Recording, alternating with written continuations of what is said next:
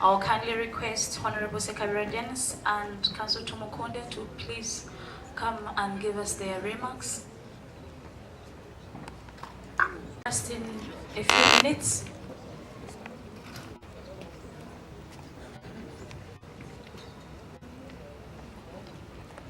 Thank you very much. Our chief guest, our guest speaker, the administrators of the university, distinguished ladies and gentlemen, Salam alaikum wa rahmatullahi wa barakatuh. Good evening. For the record, my name is Dennis Sekabira.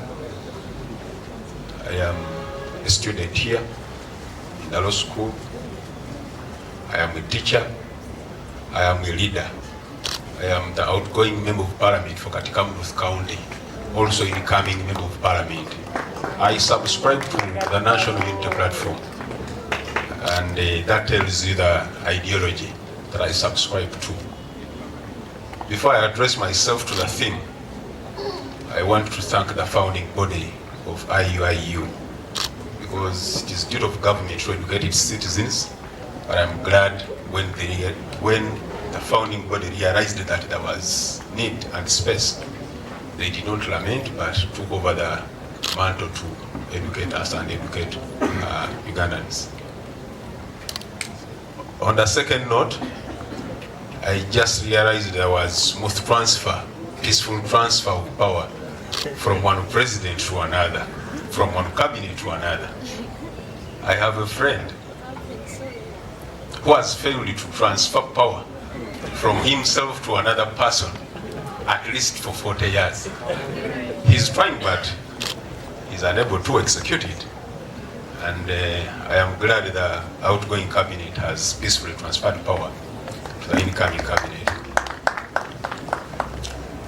Lastly, I made a very brief speech because I wanted to address myself to the theme. Because having the background of a teacher and a politician, I can't speak for so long. I like the theme. It is building the pillars of justice, and my part is to address you on the hindrances of building or dispensing justice. If you asked me to substitute the word justice, I would substitute it with the word fairness. So all of us can now address ourselves on the hindrances to fairness. I will speak in the context of our country, where we have so many people that have tried, because from our communities people get so many grievances, but unfortunately they cannot access, or they can't be subjected, or they can't be heard. Therefore, my submission is going to be rotating around what hinders citizens of Uganda to get fairness.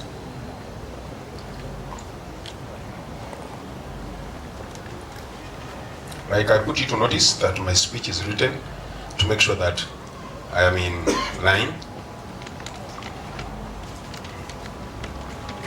Recognize the presence of the chief guest, the guest speaker, and all of you. It is my honor and a responsibility to stand before you under the powerful theme of building the pillars of justice.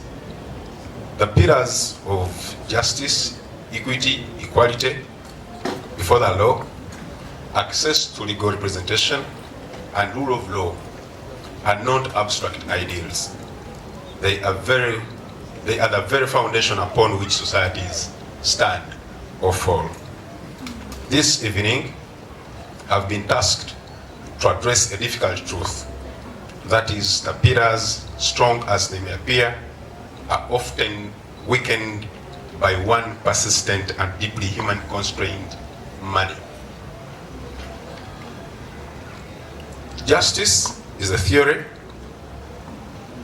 is blind, but in practice, it often sees and responds to economic power.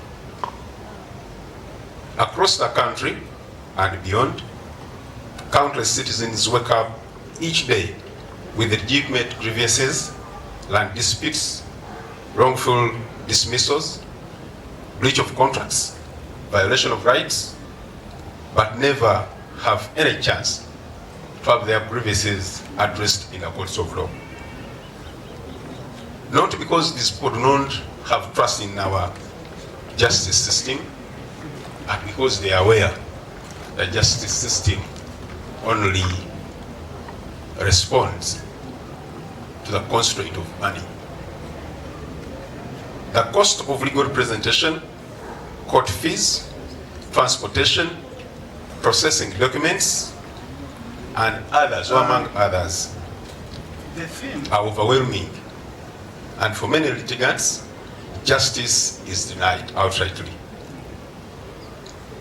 From my experience as a legislator, because I had told you I'm a member of parliament, also as a businessman, I'm becoming an elder.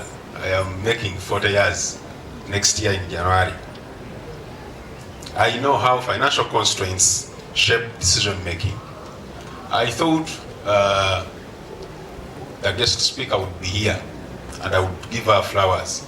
Some time back, 2 years ago, when someone wanted to bring me down politically and was trying to push for criminal charges against me. And I hope she's represented. Please thank her very much, because when I made an appeal in the office of the DPP then, she responded quickly. And I am very grateful.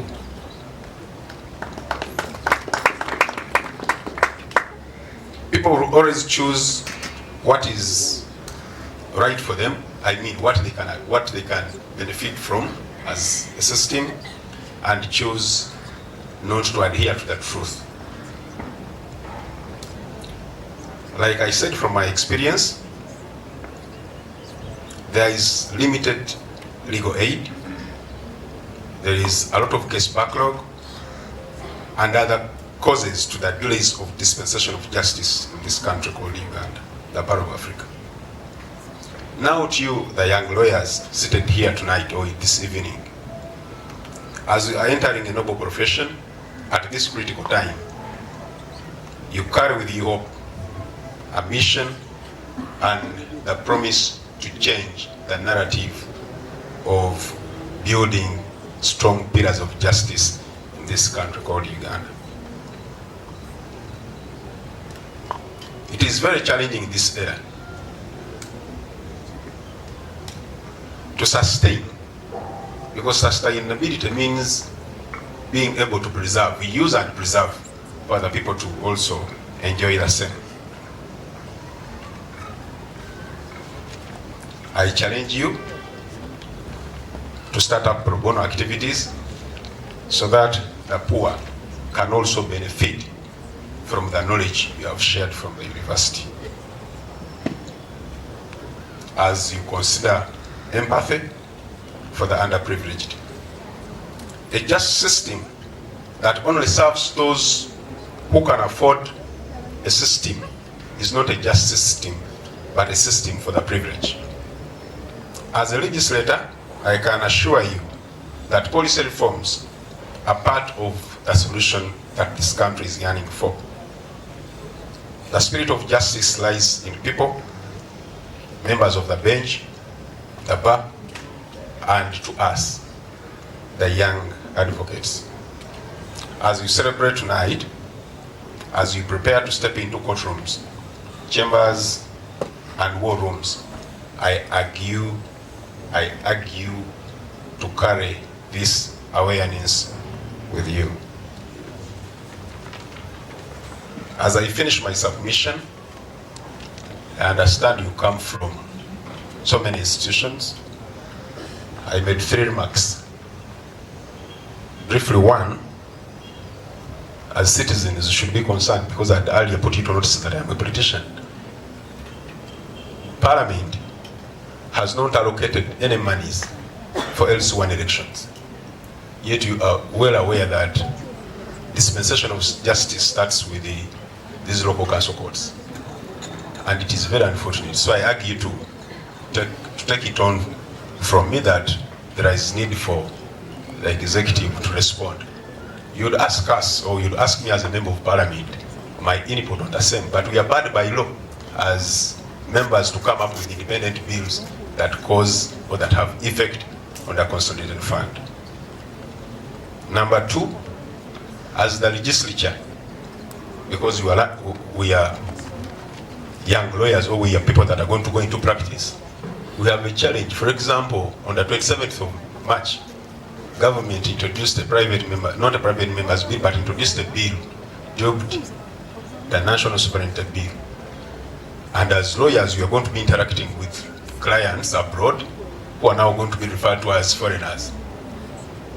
So put in your, I think you can create a scenario where this bill is going to directly affect you.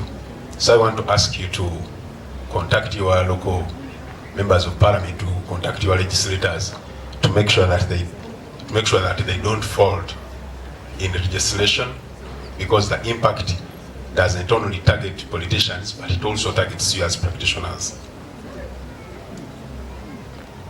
Lastly, I want to talk about the independence of judiciary as I conclude the theme as building the pillars of justice and the hindrances thereto.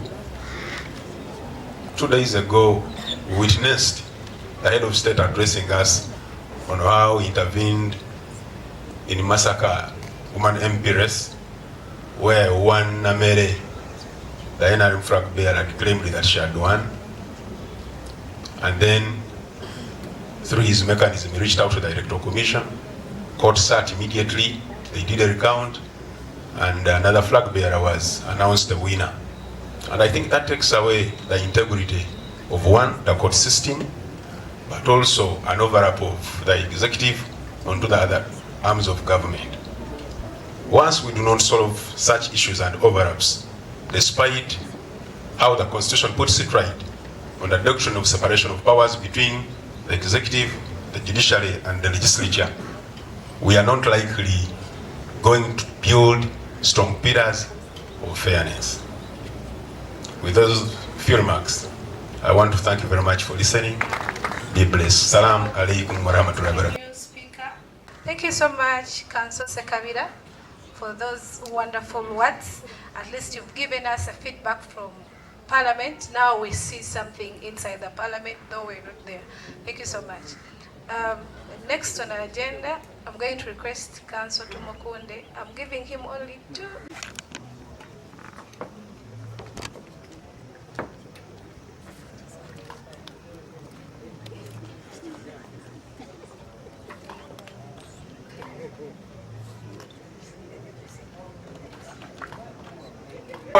Which the last letter, which means effective. When this is a structure. Whenever you have a program for the protocol, the procedure, because if Justice Kauka professor sets up a cause list and does not follow the cause list, that will lead to miscarriage of justice, isn't it? So when you put up a platform and say this is the program of today, follow the procedure, that will show that you are educated, and when you set up a procedure, you follow the procedure. On the issue of the rule of law and the pillars of law, allow me to give just 3 positions regarding the theme of today. Number 1, for there to be independence of justice, Lord Denning in his activism asserted, I quote,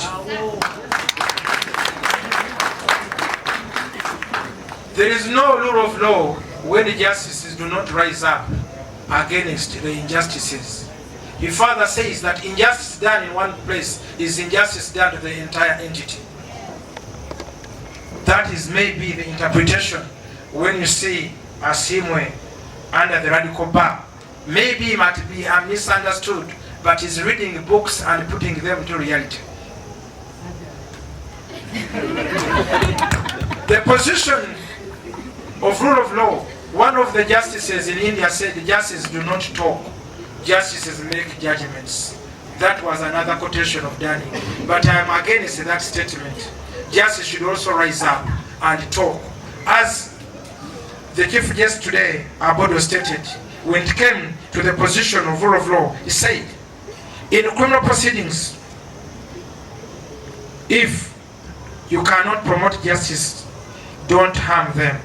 And also he said, if you know how much it takes for a person that is raped to talk, it is high time that even judiciary talks where injustices are seen.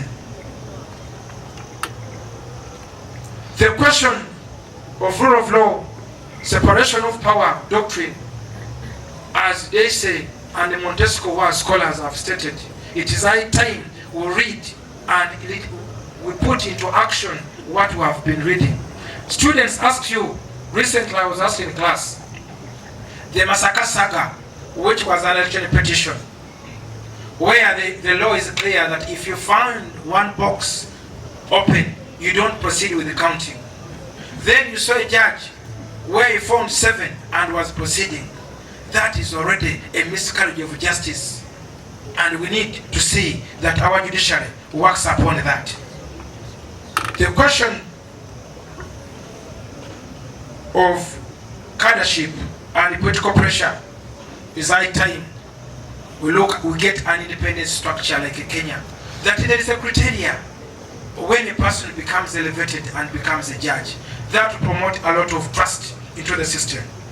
I salute the justices in the case of the copyright case, where they have declared some of the provisions of freedom of expression null and void.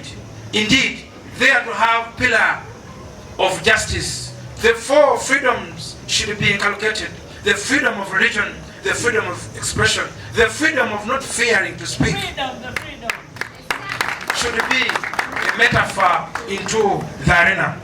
And I salute the government and justices who have managed to handle such a matter. My Lord, the East African community cannot be avoided. In all my lectures, I inculcate the East African community regarding the free movement of services and some of the impediments.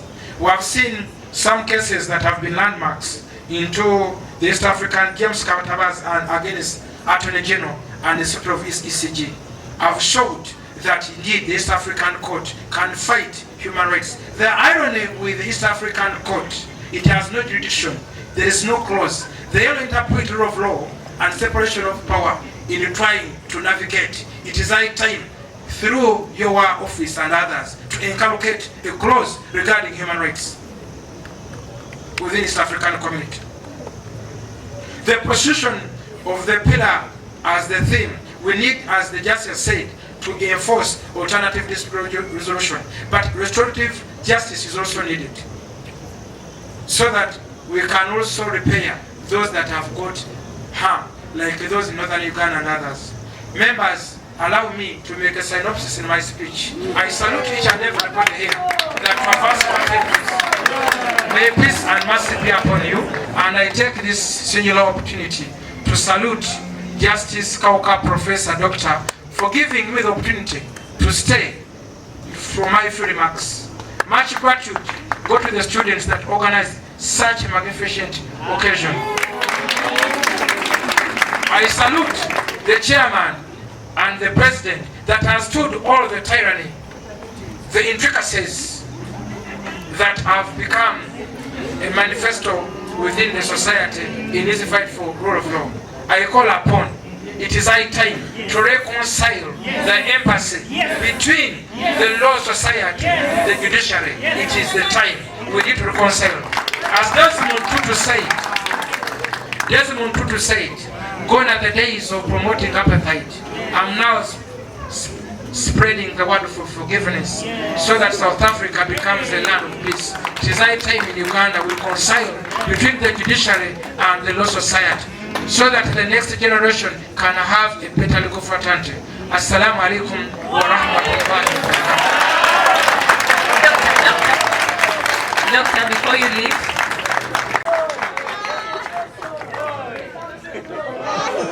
would you mind to give us a few remarks? To have judge, I've got senior lawyers and politicians. I've had our MP. With this combination, we look forward to fulfill fruitful deliberation to guide our students towards good and instill in them culture, providing assistance to the people to make an impact in their societies. Our distinguished guest, as you have heard, our students have been organizing this function almost a year. They have been organizing almost a year, and they told me that they're inviting the principal judge to come as a guest of honor here. And when they told that the principal judge is coming, the administrator told me that you should move quickly to Kampala campus and you'll come the chief guest. That's why I'm here, sir. And I want this opportunity to invite you and address our students here in this ceremony. As is coming, why don't you stand up, welcome the chief guest?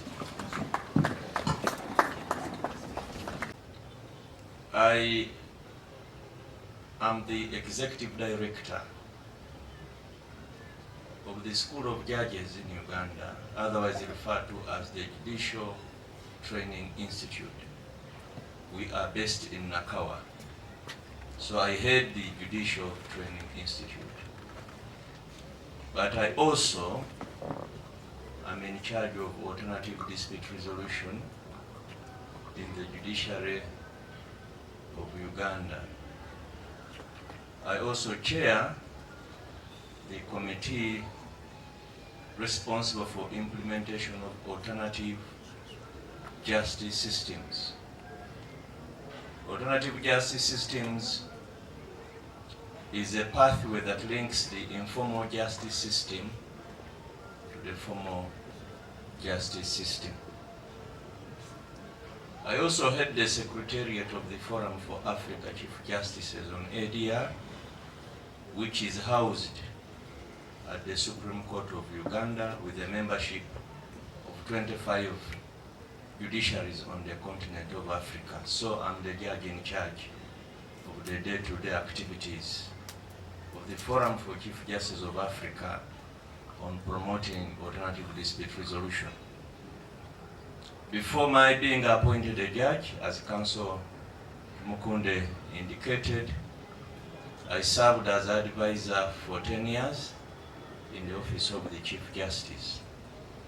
I began service as advisor to Chief Justice Benjamin Odoki for a very short time, and thereafter I continued in that role and served the acting Chief Justice at the time, Stephen Kapma, as advisor.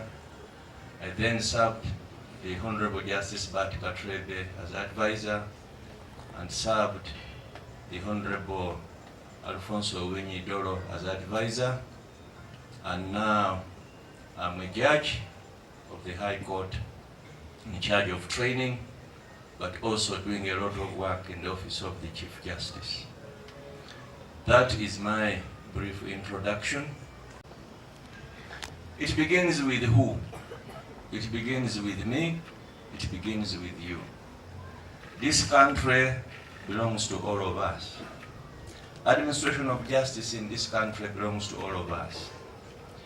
I happen to have been a secretary of many committees in the judiciary in my 10 years of service as advisor to the CJ. We undertook a study in 2015 that informed the census, the counting of cases in the judiciary in 2015. And in that study, we realized that the causes of case backlog are 3. The causes of case backlog are 3. And 50% of the causes of case backlog are caused by people. Who are these people? These people are litigants who bring matters to court. These people are the lawyers who represent the litigants that bring cases to court. These people are the judicial officers who hear the matters before these courts. These people are the court support staff that support the courts to deliver administration of justice. So people are a major cause and contributor to case backlog. Lawyers would come to court instead of proceeding they come to say, I am holding brief to adjourn. So arising out of that study, we introduced rules on adjournment. And we defined adjournment to mean to proceed. So when you appear in court and you say, I have instructions to adjourn, the judge or magistrate will refer you to the practice directives on adjournment. Now, why am I saying this? Why am I saying this? If we want to deal with the case backlog in this country, the lawyers, the judges, the judicial officers, the magistrates, the litigants, every person should play their role. The reason we have backlog is all of us are not playing our roles.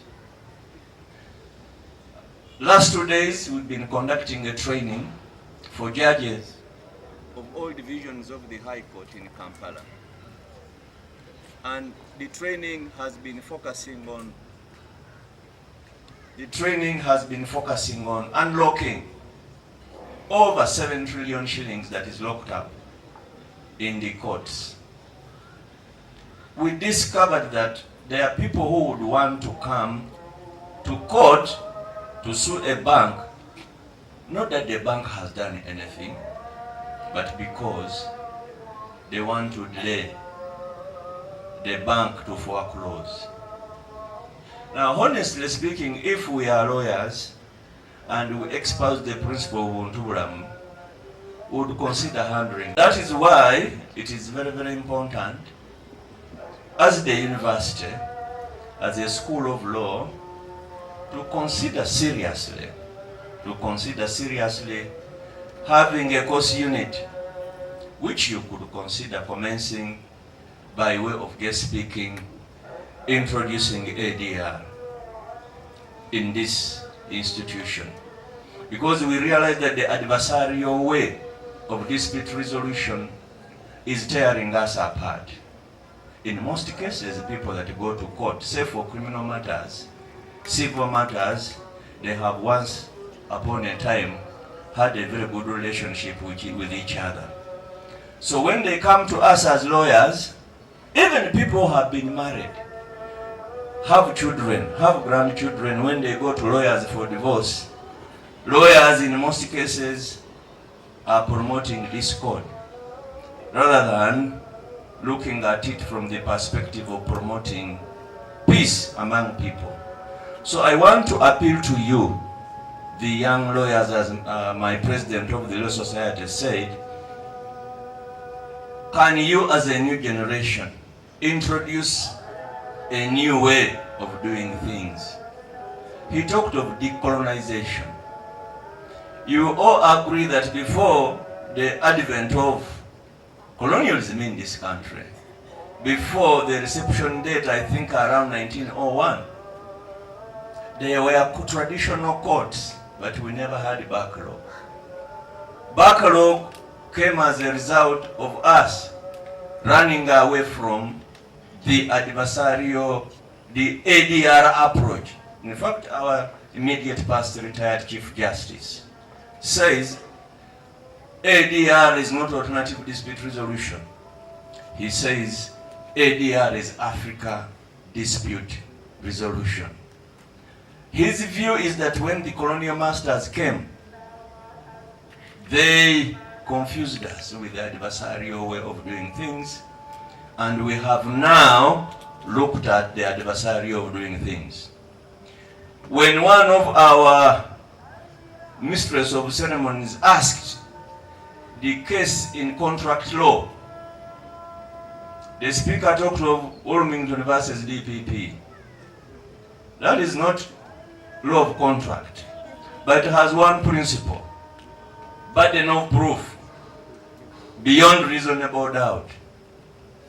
Now, we have a problem, a big, big problem. When somebody in this country commits an offense, in most cases we do not focus on this offense. We focus on more how we can use Wilmington versus DPP to save them from the situation. You see, when you talk of courts, and again, our new Chief Justice, the Honorable Dr. Flavian Zeja, has said this recently, that you talk about court decisions, you do not talk about court resolutions. A decision of court is called a judgment, and a judgment is a decision. It is not a resolution. Full resolution of a dispute is through alternative dispute resolution. Because when you talk about full resolution of a dispute, you are talking about full closure of the dispute.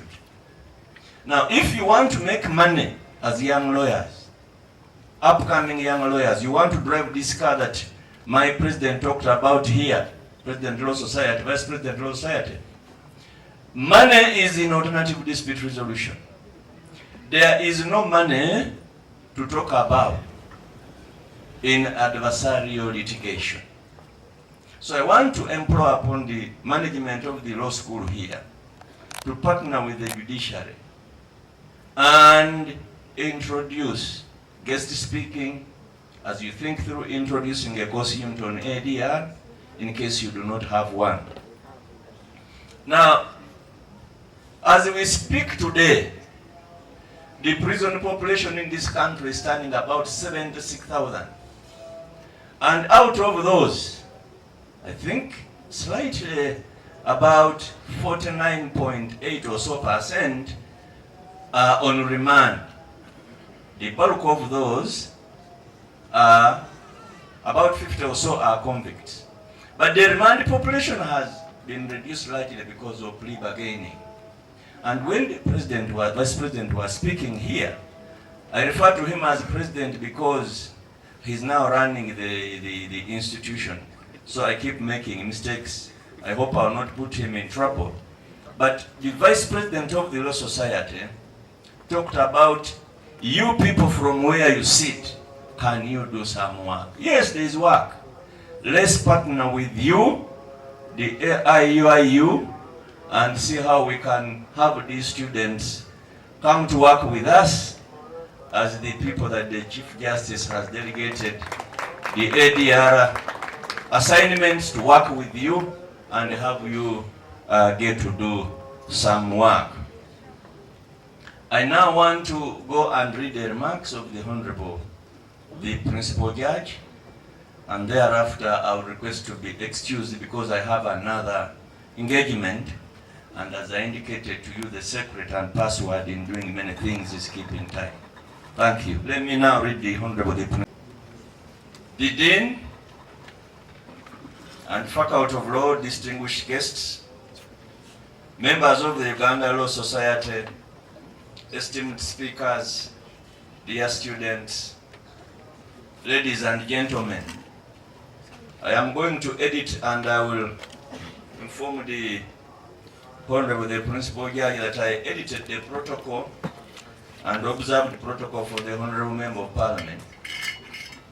But I also convey, Honorable Secretary, your appreciations to the Honorable the Principal Judge for the objectivity, as you indicated, she exercised when she was exercising her powers as DPP at the time. I will convey that. But also I want to thank you, Honorable Secretary, for the humility, because the director told me he didn't know he had a member of parliament here. I think that speaks to humility. You come and sit at the back and become a student and sneak out of class. I think that is an example that we should all emulate. Humility, humility, humility, humility, humility, humility.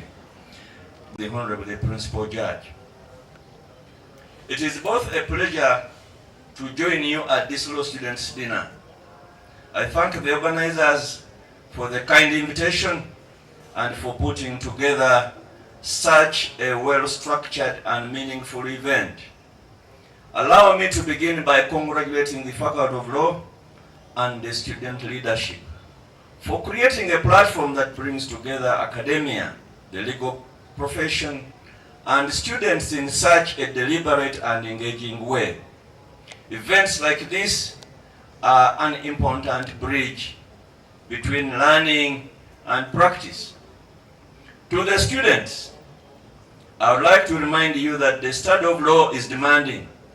It requires discipline, resilience, and a commitment to justice, and that goes beyond the classroom. Yet, it is also one of the most rewarding callings because it places you at the very heart of society where rights are defended, disputes are resolved, and the rule of law is upheld. You are entering a profession that is constantly evolving. The challenges of our time, ranging from technology advancement to access to justice, from commercial transformation to human rights concerns, require lawyers who are not only knowledgeable, but also innovative and compassionate.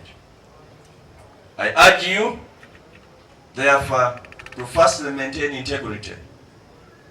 Your reputation as a lawyer will be your most valuable asset. Second, excellence. Strive to go beyond the minimum.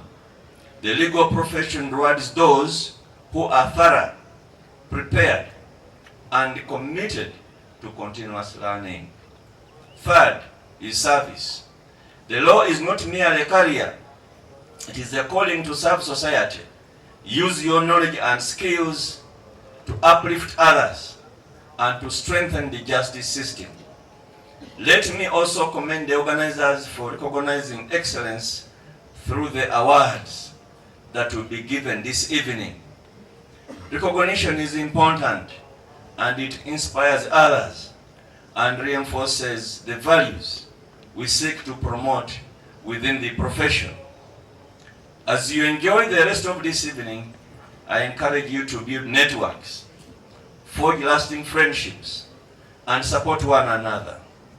The relationships you build today will shape your professional journey tomorrow. In closing, I once again thank you for the invitation and congratulate you all for organizing such a successful event.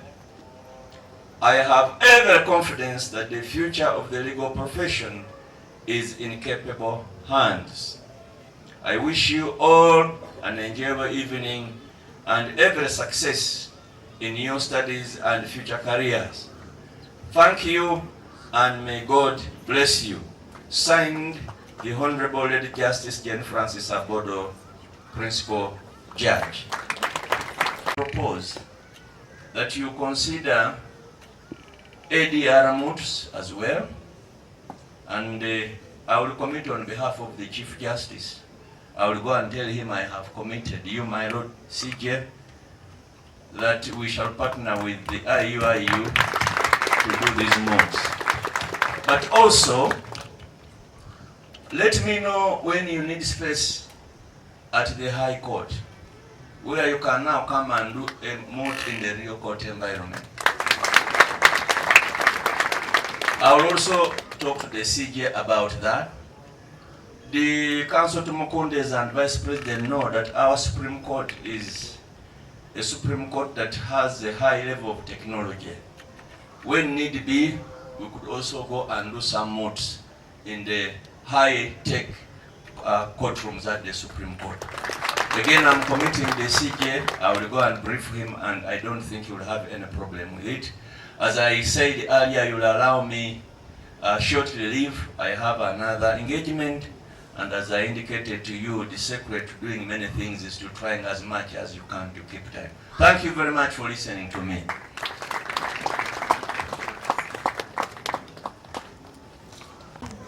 Mr. Chirule Martin.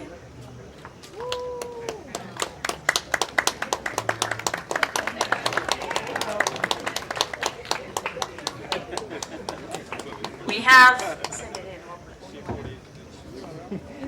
Mr. Chitimbo Isaac. A round of applause for Mr. Chitimbo Isaac.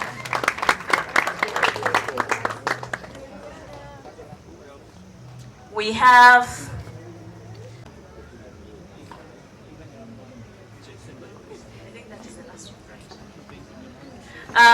In absentia, we want also to recognize Honorable Anita Among, the speaker. Unfortunately, she got an emergency. She's not around, but it will be passed.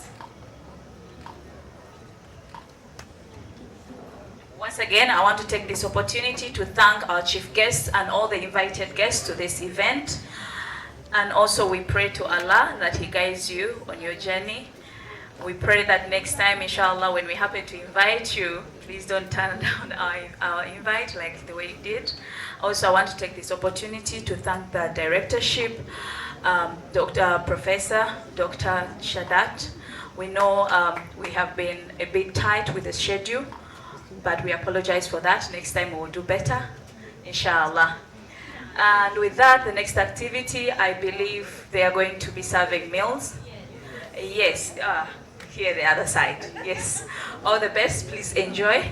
Assalamu alaikum wa rahmatullah. Wa alaikum salam wa rahmatullahi wa barakatuh. The dinner is this side. So as we are escorting our guest of honor out of the place, let's appreciate Council Fatuma for officiating.